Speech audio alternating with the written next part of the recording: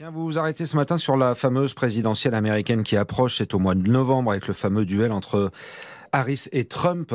En quoi ça a un lien avec l'environnement, tout ça? Alors, les présidentielles dans d'autres pays intéressent énormément les Français, en particulier aux États-Unis, qui est quand même une des premières puissances économiques mondiales. Et en fait, implicitement, on pense que l'enjeu est à peu près le même dans ce pays que dans le nôtre.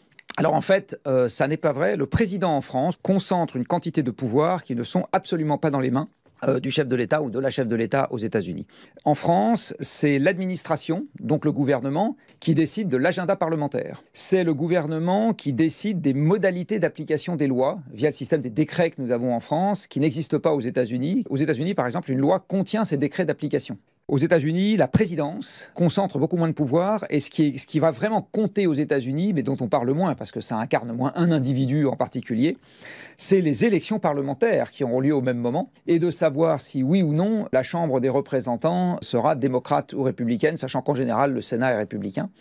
Et le système américain fait que pour qu'une loi passe, il faut qu'elle soit votée dans les mêmes termes dans les deux chambres. Il n'y a pas de système de prééminence de l'Assemblée sur le Sénat comme nous avons en France. Si on ajoute à ça que c'est le Parlement qui décide de son propre agenda, on comprend que c'est beaucoup plus difficile aux États-Unis qu'en France que le chef de l'exécutif, c'est-à-dire le président, décide de ce que le Parlement va voter.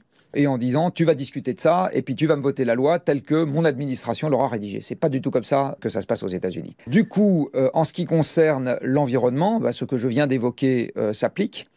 Et par ailleurs, il ne faut pas oublier que démocrates ou républicains, les Américains sont les Américains. Donc, quand Bush avait dit le mode de vie américain n'est pas négociable, je suis pas complètement convaincu que Mme Harris pense que le mode de vie américain est négociable. Donc, le nouvel exécutif, c'est pas lui qui décide des lois.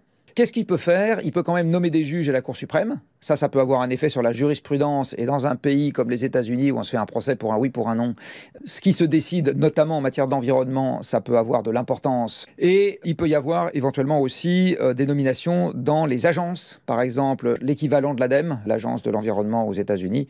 Le fait qu'on nomme tel ou tel, ça peut avoir de l'importance sur ce que va faire l'agence en question. Et l'agence en question a quand même quelques pouvoirs. Mais par contre, sur les sujets d'environnement stricto sensu, pour l'horizon court-moyen terme, malheureusement pour nous, ça ne fait pas une énorme différence qu'on ait droit à l'un, qu'on ait droit à l'autre.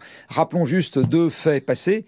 C'est sous Obama que la production de pétrole américaine a le plus augmenté, et c'est sous Trump que la substitution du charbon par le gaz dans l'électricité américaine a été la plus rapide. Évidemment, ni l'un ni l'autre n'y était pour quoi que ce soit.